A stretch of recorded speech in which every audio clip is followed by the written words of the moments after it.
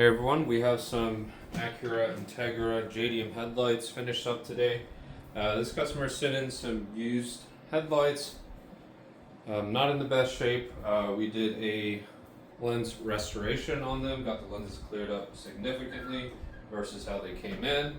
And these are the factory halogen model headlights, so we did a 3-inch by LED projector retrofit. We also blacked out the internals.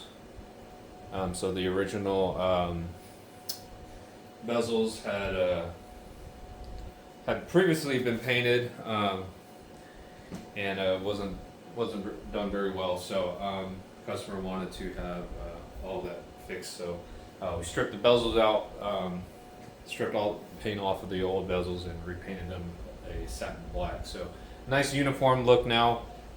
Headlights cleaned up a lot, and now of course he has the 3-inch by LED projector retrofit inside, so light output is also significantly better. So if you guys have some JDM Integra headlights that need some love and restoration and wanting to get better lighting performance out of these headlights, check us out at VisionAutoworks.com.